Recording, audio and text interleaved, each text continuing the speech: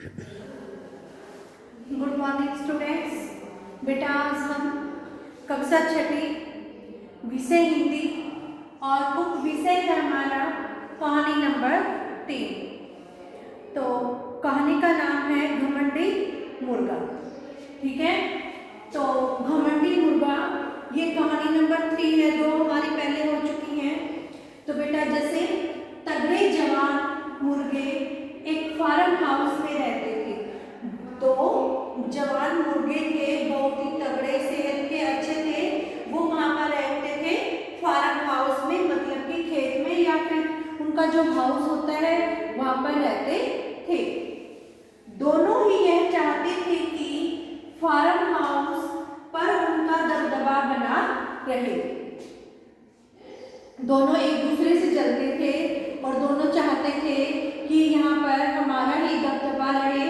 एक सोचता था मेरा रहे और दूसरा सोचता था मेरा रहे। ठीक है, इस बात का फैसला करने के लिए दोनों में लड़ाई छिड़ गई। इस बात का फैसला करने के लिए किस बात का, कि किसका दबदबा यहाँ पर रहना चाहिए, कौन ताकतवर है और कौन नहीं है। दोनों में क्या छिड़ गई, लड़ाई छिड़ गई। दोनों मुर्गे जी जान लगाकर लड़े। जो दोनों मुर्गे थे उन्होंने अपनी जी और जान लगा दी और लगाकर दोनों लड़े। अंत में एक मुर्गा मैदान छोड़कर भाग गया। लास्ट में क्या हुआ, एक मुर्गा जो था वो मैदान छोड़कर भाग गया, वहां से भाग गया। विजयी मुर्गा फार्म हाउस में यहाँ वहां दौड़ता, जोर जोर से कुकड़ू कू करने लगा। जो मुर्गा वहीं पर डटा हुआ था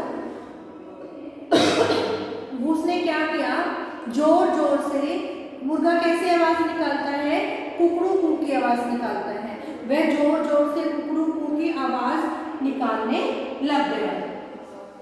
उसे घमंड हो गया कि वही उस फार्म हाउस का बादशाह है।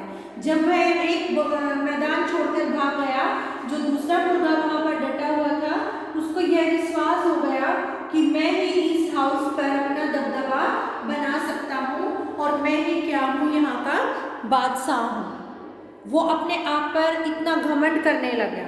अब उसे किसी से भी डरने की जरूरत नहीं है और वह सोचता रहा कि अब मैं किसी से भी नहीं डरूंगा, क्योंकि मैं ही इस हाउस का बादशाह हूँ और मैं अब किसी से नहीं डरूंगा। क्योंकि जो दूसरा मुर्गा था वो तो मैदान छोड़कर भाग गया था, ठीक है, और वही वहां पर रुका था।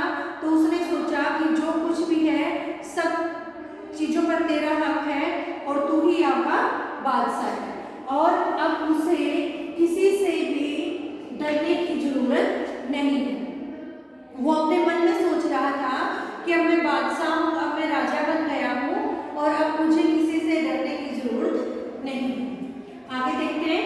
एक दिन वही विजयी मुर्गा फार्म हाउस में कुकड़ू कू करता घूम रहा था।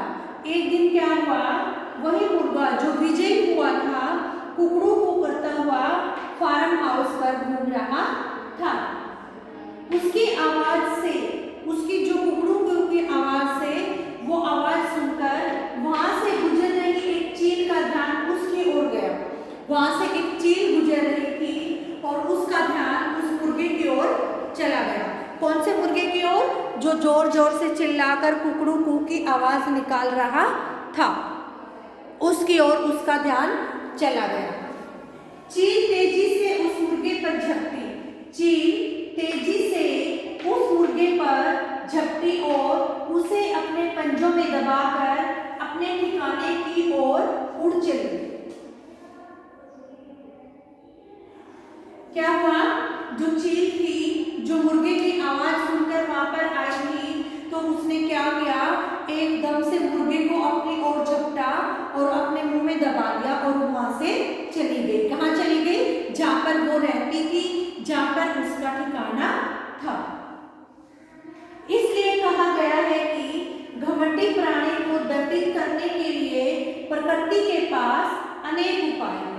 जो प्राणी घमंडी होता है उसके पास उसको दंडित करने के लिए, उसको सजा देने के लिए, उसको दंड देने के लिए प्रकृति के के पास बहुत सारे उपाय हैं। जब वो उस मुर्गे से लड़ा, उससे विजयी हो गया, तो वो अपने आप को बादशाह समझने लगा।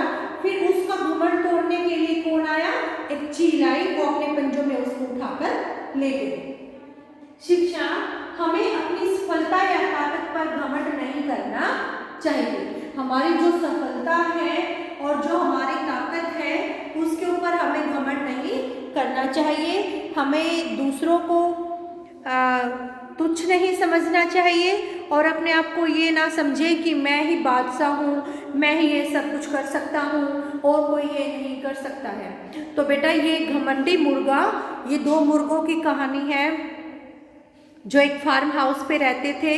एक दिन दोनों का वो सोचते थे कि मेरा यहाँ दबदबा रहे, दूसरा सोचता था मेरा यहाँ पर रहे।